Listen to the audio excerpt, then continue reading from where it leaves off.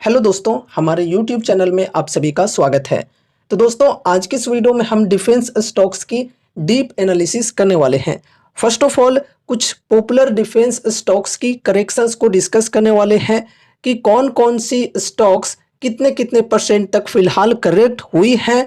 And उसके बाद कुछ मार्केट एक्सपर्ट्स हैं जिनके द्वारा इन स्टॉक्स के अंदर कुछ राय दिए जा रहे हैं कि अभी हमें इन स्टॉक्स के अंदर बाइंग करनी चाहिए या नहीं। एंड अगर ऑलरेडी हमने यहाँ पर बाइंग कर लिए हैं तो उसे होल्ड करना चाहिए या फिर सेल कर देना चाहिए। इन सभी चीज़ों को डिस्कस करेंगे। एंड साथ ही साथ कुछ जो डिफेंस स्टॉक्स हैं उनके वैल्यूएशन को हम डिस्कस करेंगे, एक दूसरे के साथ वैल्यूएशन को कंपेयर करेंगे, साथ ही साथ आरओसी एंड आरओई के परसेंटेज को भी कंपेयर करेंगे। तो चलो वीडियो को स्टार्ट करते हैं। देखो गाइज, जी बिजनेस की एक आर्टिकल में कुछ दिनों पहले ये चीज़ें लिखी गई है। कोचिन शिपयार्ड, भारत डायनामिक्स और अन्य शीर्ष रक्षा स्टॉक रिकॉर्ड ऊंचाई से 40% तक गिरे, निवेशकों को क्या करना चाहिए। चलो आगे बढ़ते हैं, करेक्शन को डिस्कस करते हैं। देखो, ये हैं कुछ पॉपुलर डिफेंस स्टॉक्स एंड इनके अंदर काफ़ी अच्छी खासी गिरावटें आ चुकी है। यहाँ पर first of all idea forge की बात करें तो -47% तक करेक्ट हो चुकी है ये स्टॉक अपने रिकॉर्ड हाई के स्तर से। फिर कोचिन शिपयार्ड की बात करें तो ये -42%, MTAR tech -41%, garden ship builders -40%, Bharat dynamics -38%, Apollo micro systems -36%, BML -32%, Paras defence -32%, Mazagon dock -30%, DCX systems -27%, HL -22%, BEL -16%। तो ये कुछ पॉपुलर डिफेंस स्टॉक्स हैं जिनके अंदर काफ़ी अच्छी खासी गिरावटें हुई हैं। स्पेशली यहाँ पर अगर हम बात करें idea forge, Cochin shipyard, MTAR tech, garden ship builders and Bharat dynamics, तो ये कुछ ऐसे स्टॉक्स हैं जिनके अंदर अप्रोक्स 40% तक की करेक्शन आ चुकी है। अब देखो, आपको मैं एक चीज़ याद दिलाना चाहूँगा कि कुछ टाइम पहले एक हमारे डोमेस्टिक ब्रोकरेज फर्म के द्वारा कुछ रेटिंग एंड टारगेट्स दिए गए थे मजगांव डॉक से बिल्डर्स के अंदर। उनका कहना ये था कि मजगांव डॉक से बिल्डर्स ये जो स्टॉक है ये 73% तक करेक्ट हो सकता है। ये चीज़ें यहाँ पर कही गई थी ICICI सिक्योरिटीज ब्रोकरेज फर्म के द्वारा एंड यहाँ पर सेल की टारगेट दी गई थी। अब देखो, यहाँ पर अगर हम मजगांव डॉक के पीयर्स से कंपेयर करें like Cochin shipyard and GRAC की बात करें तो देखो, ये जो स्टॉक्स हैं ये 40% तक करेक्ट हो चुके हैं। लेकिन उल्टा मजगांव डॉक जो है ये अभी तक लगभग 30% तक ही करेक्ट हुआ है, जबकि इस स्टॉक को तो लगभग 50-60% तक भी करेक्ट हो जाना चाहिए था। लेकिन ये स्टॉक उतना करेक्ट नहीं हुआ है उन दोनों के मुकाबले। तो सोच सकते हो मार्केट में कितने बड़े लेवल की गेम चलती है। जो स्टॉक ब्रोकरेज फर्म्स को ज़्यादा बेटर लगते हैं उनके अंदर ही इस प्रकार की सेल साइड की टारगेट्स दिए जाते हैं, डाउन साइड के टारगेट्स दिए जाते हैं। ठीक है, तो चीज़ों को समझकर काम करना है, सिर्फ दूसरों के कहे सुने में आकर ऐसे ही कोई डिसीजंस नहीं ले लेना है। ठीक है, अपनी खुद की स्टडी, खुद की एनालिसिस काफ़ी ज़्यादा ज़रूरी है, तभी आप मार्केट में टिक पाओगे। अब चलो, यहाँ पर हम कुछ एक्सपर्ट्स के द्वारा यहाँ पर ओपिनियन दिए जा रहे हैं डिफेंस स्टॉक्स के अंदर, वो डिस्कस करते हैं। तो देखो, अब मुख्य सूचकांकों में रिकॉर्ड तेजी के बीच एक निवेशक के रूप में आप भी भारी गिरावट के बाद इस क्षेत्र पर नजर रख रहे होंगे कि इस क्षेत्र में काफ़ी नुकसान के बाद इसमें प्रवेश करना चाहिए या नहीं। इक्विनॉमिक्स के संस्थापक जी चोकालिंगम का मानना है कि इनमें निवेश करने से पहले 15 से 20% के और सुधार का इंतजार किया जा सकता है। मतलब ये जो एक्सपर्ट हैं इक्विनॉमिक्स के संस्थापक जी चोकालिंगम, इनके द्वारा ये चीज़ें कही जा रही है कि निवेश करने से पहले ये आपको ध्यान में रखना है कि 15 से 20% के और करेक्शन आ सकते हैं स्टॉक के अंदर। ठीक है, अभी से 15 से 20% और करेक्ट हो सकती है डिफेंस स्टॉक्स, ये कहना है, क्योंकि इनके मौजूदा पी अभी भी अपने ऐतिहासिक औसत से काफ़ी ऊंचे स्तर पर हैं। रीजन इन्होंने बताए हैं कि इनका जो वैल्यूएशन है, जो इनका पी रेशियो है, ये अभी भी काफ़ी हाई है। वैल्यूएशन को अभी हम डिस्कस करेंगे, बस वीडियो के साथ एंड तक बने रहना। अब देखो यहाँ पर Anand Rathi shares and stock brokers के fundamental research head investment services Narendra Solanki ने कहा कि वैल्यूएशन के मामले में डिफेंस स्टॉक बहुत ज़्यादा बढ़ गए थे। सेक्टर में मजबूती है और अभी भी बढ़त हो रही है, लेकिन यह एक क्रमिक और स्थिर दीर्घकालिक प्रक्रिया है। उन्होंने कहा कि इसके अलावा रेवेन्यू थोड़े से ढूल-मूल हैं और लंबी अवधि में वितरित किए जाते हैं, इसलिए कुछ अंतर्निहित चक्रीयता भी है। विशेषज्ञ की सलाह है कि जिनके पास पहले से ही शेयर है, उन्हें इसे लंबी अवधि तक अपने पास रखना चाहिए। जैसा कि हमने कई बार डिस्कस किया है कि लॉन्ग टर्म के लिए ये स्टॉक्स ठीक हैं फिलहाल। अगर आपका विजन है शॉर्ट टर्म का, तो शॉर्ट टर्म के लिए अभी यहाँ पर कुछ भी नहीं कहा जा सकता है, ठीक है। लॉन्ग टर्म के लिए कंपनीज अच्छे हैं। इस बीच बिगुल के सीईओ अतुल पारेख ने कहा कि भारत में रक्षा शेयरों की मौजूदा स्थिति विकास के अवसरों और अंतर्निहित जोखिमों के बीच संतुलन को दर्शाती है। संभावित ओवरवैल्यूएशन चिंताओं के लिए रक्षा शेयरों पर बारीकी से नजर रखी जा रही है। निवेशकों को इक्विटी पर रिटर्न यानी कि आरओई और निवेशित पूंजी पर रिटर्न यानी कि आरओआईसी जैसे महत्वपूर्ण वित्तीय मैट्रिक्स का मूल्यांकन करते रहना चाहिए, जबकि भारतीय रक्षा उद्योग में आशाजनक विकास की संभावनाएं मौजूद हैं। निवेशकों को मैट्रिक्स और बाहरी जोखिमों का मूल्यांकन करते समय सावधान रहना चाहिए। तो दोस्तों यहाँ पर देखो, कुल मिलाकर लगभग सभी जो एक्सपर्ट्स हैं उनके द्वारा वैल्यूएशन को लेकर ही चिंताएं जताई जा रही है कि अभी जो डिफेंस स्टॉक्स की वैल्यूएशन है ये काफ़ी एक्सपेंसिव है, जबकि अपने रिकॉर्ड हाई के स्तर से ये स्टॉक्स काफ़ी ज़्यादा गिर चुके हैं, फिर भी वैल्यूएशन हाई है। हमने आपको काफ़ी बार ये कहा है कि वैल्यूएशन स्टॉक्स की काफ़ी हाई है, इसलिए कोई भी न्यूज़ का इम्पैक्ट हमें देखने को नहीं मिल रहा है। अगर कुछ अच्छी न्यूज़ भी आ जाती है डिफेंस स्टॉक्स के अंदर, तो उसका इम्पैक्ट हमें एक दिन से ज़्यादा देखने को नहीं मिलता है। एक दिन कुछ खास तेज़ी आए तो ठीक है, वरना वो भी मुश्किल होता है, ठीक है। तो वो चीज़ें हमें क्यों देखने को मिले, क्योंकि वैल्यूएशन जो है मेन, ये अभी भी काफ़ी एक्सपेंसिव है। और देखो अभी डिफेंस स्टॉक्स में फियर का माहौल बना हुआ है और लॉन्ग टर्म इन्वेस्टर्स के लिए फियर में ही खरीदारी की अपॉर्चुनिटीज होती है, ठीक है। अब देखो वैल्यूएशन हाई है, तो ऐसे में यहाँ पर कही ये जा रही है कि अभी थोड़ा सा वेट करना चाहिए, 15 से 20% तक की करेक्शन और हमें देखने को मिल सकती है। लेकिन दोस्तों अगर यहाँ पर हम एसआईपीज करके चलें तो ठीक होगा। बल्क में बाइंग के लिए यहाँ पर बिल्कुल भी सही नहीं होगा, काफ़ी रिस्की हो सकता है। इसलिए अगर हम एसआईपीज करके चलते हैं तो फिर अच्छी ये सिस्टम हो सकती है ना। अब यहाँ पर चलो हम कुछ डिफेंस स्टॉक्स की वैल्यूएशन को कंपेयर करते हैं, साथ ही साथ आरओई आरओसी को भी कंपेयर करेंगे। अब यहाँ पर देखो हिंदुस्तान एरोनॉटिक्स की बात करें, जो कि डिफेंस सेक्टर के अंदर सबसे बड़ी कंपनी है, और यहाँ पर अगर हम इनके पी रेशियो की बात करें तो 35.8, लगभग 36 की मानकर चल सकते हैं। और देखो यहाँ पर अगर हम इनके पीयर्स की बात करें, लाइक देखो भारत डायनेमिक्स, BEML, एमटार टेक, पारस डिफेंस, आइडिया फोर्ज, निबे, तो इन सभी के पी रेशियो की बात करें तो देख सकते हो भाई साहब कितनी हाई पी है इनकी, ठीक है।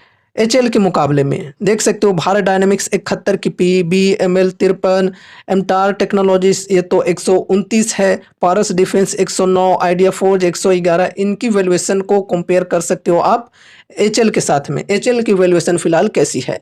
अब देखो यहाँ पर हम ROE यानी कि रिटर्न ऑन इक्विटी की बात करें तो 28.89 है, यानी कि लगभग 29 मानकर चल सकते हैं। और यहाँ पर बाकी सब पीयर्स में देखें तो देख सकते हो यहाँ पर लगभग 18% भारत डायनेमिक्स की, 11% BEML, 8.5% के लगभग एमटार टेक, फिर यहाँ पर 7% पारस डिफेंस, आइडिया फोर्ज 9% के लगभग। तो तो देख सकते हो यहाँ पर इनकी जो ROE है ये कितनी कम है HL के कंपैरिजन में। अगर हम ROC यानी कि रिटर्न ऑन कैपिटल एम्प्लॉयड की बात करें तो यहाँ पर देख सकते हो 39 के अप्रॉक्स है। ठीक है, तो यहाँ पर अगर हम इसे भी कंपेयर करें तो ये भी देख सकती हो HL के मुकाबले में काफ़ी कम है। 24, 15, 11, 10 और 11 इस प्रकार से है ROC की परसेंटेज। तो देख सकते हो यहाँ पर पीयर्स के मुकाबले में HL जो है यहाँ पर विनर बन रहा है। P ratio, ROE and ROC ये तीनों सेगमेंट में देखें तो अपने पीयर से काफ़ी आगे है HL। अब कुछ और भी स्टॉक्स की बात करें लाइक भारत इलेक्ट्रॉनिक्स लिमिटेड यानी कि बेल। तो देखो बेल के अंदर यहाँ पर पी रेशियो की बात करें तो बेल की पी है 49.29 की, लगभग 50 मान का चलो। ठीक है, तो HL के मुकाबले में इसकी भी वैल्यूएशन जो है ये काफ़ी हाई है। डेटा पैटर्न 69 की पी, DCX सिस्टम्स 52 की, अपोलो माइक्रो सिस्टम्स 82 की। तो यहाँ पर भी देख सकते हो भारत इलेक्ट्रॉनिक्स के मुकाबले में इनकी जो पी रेशियो है ये काफ़ी ज़्यादा है। फिर यहाँ पर ROE यानी कि रिटर्न ऑन इक्विटी की बात करें तो 26% के अप्रोक्स है, और यहाँ पर डेटा पैटर्न 14, फिर DCX सिस्टम्स 9 और अपोलो माइक्रो सिस्टम्स लगभग 7.5। तो ROE में भी यहाँ पर भारत इलेक्ट्रॉनिक्स जो है ये विनर बन रहा है। एंड उसके बाद यहाँ पर ROC 34.61 और यहाँ पर डेटा पैटर्न 19.7, DCX सिस्टम्स लगभग 10, फिर यहाँ पर अपोलो माइक्रो सिस्टम्स 12.5। तो ROC में भी जो भारत इलेक्ट्रॉनिक्स लिमिटेड है ये विनर बन रहा है। अब यहाँ पर हम HL से कंपेयर करें तो देखो लगभग यहाँ पर ठीक है, बस वैल्यूएशन जो है ये HL के मुकाबले में भारत इलेक्ट्रॉनिक्स के अंदर ज़्यादा ही है। अब दोस्तों देखो मज़गांव डॉक की हम बात करें तो मज़गांव डॉक की जो इंडस्ट्री है उस इंडस्ट्री से बिलोंग करने वाले कुछ ये कंपनीज हैं, knowledge marine, VMS industries, Haryana ship, Laxmipati engineering और भी कुछ कंपनीज हैं यहाँ पर देख सकते हो। लेकिन दोस्तों यहाँ पर मज़गांव डॉक की जो कॉम्पिटिटर्स हैं वो कौन कौन सी कंपनीज हैं? कोचिन शिपयार्ड और GRAC। तो उनसे हम कंपेयर करना ज़्यादा बेटर समझेंगे इसे। अभी यहाँ पर अगर हम मज़गांव डॉक से बिल्डर्स के पी रेशियो की बात करें तो 36 के लगभग है, HL के जैसा ही है। फिर ROE 35, ROC 44, काफ़ी बेहतरीन है यहाँ पर वैल्यूएशन भी, ROE एंड ROC भी। एंड अगर हम इनके पीयर से कंपेयर करें तो अपने पीयर्स के मुकाबले में भी मज़गांव डॉक है वो आगे निकल रहा है। अब चलो यहाँ पर जो कॉम्पिटिटर्स हैं like Cochin shipyard and GRAC इनसे कंपेयर करते हैं। तो देखो कोचिन शिपयार्ड के पी की बात की जाए तो 50 की है। ठीक है, एंड ROE 17 की है, ROC 21 की है। तो देख सकते हो मज़गांव डॉक के मुकाबले में वैल्यूएशन भी यहाँ पर हाई है एंड ROE ROC भी जो है ये कम है। फिर यहाँ पर गार्डन इससे बिल्डर्स की बात करें तो यहाँ पर भी वैल्यूएशन हाई है, 52 की पी है, ROE 22 की, ROC 27 की। तो देख सकते हो कोचिन शिपयार्ड एंड GRAC के मुकाबले में मज़गांव डॉक है वो ज़्यादा हमें बेटर देखने को मिल रहा है अगर हम वैल्यूएशन को कंपेयर करके चलें, ROC एंड ROE को कंपेयर करके चलें तो। अब चलो यहाँ पर हम कुछ और स्टॉक्स को साथ में डिस्कस कर लेते हैं। तो देखो यहाँ पर जेन टेक्नोलॉजीज 99 की पी है, तनेजा एरोस्पेस 116 की पी है। इनके अगर हम ROE ROC की बात करें तो देखो जेन टेक्नोलॉजीज की ROE बढ़िया है 33 की, ROC 46 की।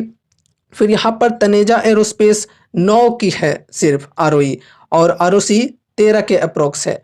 तो देखो यहाँ पर जेन टेक्नोलॉजीज की स्पेशली अगर हम बात करें तो इनकी ROE एंड ROC काफ़ी बेहतरीन है, लेकिन वैल्यूएशन की ओवरऑल बात की जाए तो वैल्यूएशन यहाँ पर भी काफ़ी हाई है। कुल मिलाकर यहाँ पर हमारे सामने कुछ कुछ कंपनीज ऐसे हैं जो कि बेटर हमें देखने को मिल रहे हैं वैल्यूएशन के हिसाब से भी, ROE ROC के हिसाब से भी। जिसमें कौन कौन सी कंपनीज हैं आई थिंक ये आपको आइडिया पहले ही मिल चुकी होगी। जिसमें देख सकते हो मज़गांव डॉक से बिल्डर्स है, फिर यहाँ पर HL, ये दोनों कंपनीज पहले आएगी। फिर उसके बाद थोड़ी सी वैल्यूएशन हाई करके अगर हम यहाँ पर डिस्कस करें तो भारत इलेक्ट्रॉनिक्स भी बढ़िया है फिलहाल, एंड यहाँ पर जेन टेक्नोलॉजीज की भी बात करें तो ये भी बढ़िया है, लेकिन वैल्यूएशन यहाँ पर हाई है काफ़ी ज़्यादा जेन टेक्नोलॉजीज के अंदर। ठीक है, तो अभी यहाँ पर वैल्यूएशन की हम ओवरऑल बात करें तो अभी भी काफ़ी एक्सपेंसिव है। इस वजह से पर्सनली अगर मैं अपनी बताऊं तो मैंने काफ़ी सारे वीडियोज में डिस्कस किया है कि अगर हम अदर डिफेंस स्टॉक से कंपेयर करके बात करें तो HL एंड मजगांव डॉक की जो वैल्यूएशन है ये काफ़ी बेटर है। पर्सनली मेरी भी होल्डिंग है इन दोनों स्टॉक्स के अंदर, तो ये भी हो सकता है कि मैं बायज होकर तारीफ़ें कर दूं इन स्टॉक्स की। ठीक है, तो इसलिए सिर्फ आपको मेरी बातों को सुनकर ऐसे ही कोई स्टॉक्स के अंदर इन्वेस्टमेंट नहीं कर देना है, आपको अपनी भी स्टडी एनालिसिस करनी है एंड उसके बाद अगर आपको ठीक लगे तो ही कोई डिसीजंस लेने हैं, या फिर अगर आपके फाइनेंशियल एडवाइजर्स हैं तो उनसे एक बार कंसल्ट जरूर से करना है। अब दोस्तों देखो यहाँ पर एक चीज़ और, अगर यहाँ पर कोचिन शिपयार्ड, GRAC, जेन टेक्नोलॉजीज इनकी वैल्यूएशन काफ़ी हाई है, तो क्या यहाँ पर हमें बाइंग नहीं करना चाहिए? क्या हमें इंतज़ार करना चाहिए? क्या 15-20% की और गिरावट देखने को मिल सकती है? तो देखो गाइज, वो गिरावट हम तभी एक्सपेक्ट कर सकते हैं जब इनके Q2 के अर्निंग्स वीक आएंगे। ठीक है, अब देखो हमारा जो सितंबर मंथ है ये आज एंड हो ही जाएगा, तो अब आगे चल करके अक्टूबर में सभी कंपनीज अपने अपने Q2 के रिजल्ट्स को अनाउंस करेंगे, तो देखते हैं इनके रिजल्ट्स कैसे आते हैं। रिजल्ट्स अगर वीक आए तो फिर हम मानकर चल सकते हैं कि 15-20% की और भी गिरावटें हमें देखने को मिल सकती है। ठीक है, तो गिरावट के पीछे ये रीजन हो सकती है, लेकिन रिजल्ट्स अगर बढ़िया आ गए तो फिर स्टॉक्स के अंदर बढ़िया तेजी भी देखने को मिल सकती है, रिकवरी भी देखने को मिल सकती है। डिपेंड करता है कि रिजल्ट कैसी आती है। अगर बढ़िया नहीं बहुत बढ़िया आती है तो फिर हम बहुत ही बढ़िया तेजी भी एक्सपेक्ट कर सकते हैं। अभी क्या करना है, अभी सिर्फ हम SIPs करके चल सकते हैं क्योंकि डिस्काउंट्स बढ़िया मिल रहे हैं, बल्क में बाइंग के लिए बिल्कुल भी नहीं। अगर आपको कोई कंपनीज पसंद आ रहे हैं और डिस्काउंट बढ़िया मिल रहे हैं तो SIPs के साथ चल सकते हो। देखो हमने अभी डिस्कस भी किया, यहाँ पर देख सकते हो काफ़ी सारे कंपनीज के जो डिस्काउंट्स हैं वो काफ़ी बेहतरीन हैं, बढ़िया डिस्काउंट्स पर अवेलेबल हैं। तो जो भी स्टॉक्स आपको पसंद है वहाँ पर आप SIPs करके चल सकते हो। ठीक है, तो दोस्तों ये रही हमारी आज की वीडियो डिफेंस स्टॉक्स के ऊपर। उम्मीद है कि इस वीडियो के माध्यम से आपको कुछ यूजफुल इन्फॉर्मेशंस मिले होंगे, तो वीडियो को लाइक करके चैनल को सब्सक्राइब जरूर से कर देना और मिलते हैं अगले नए वीडियोज़ के साथ। तब तक के लिए बाय बाय।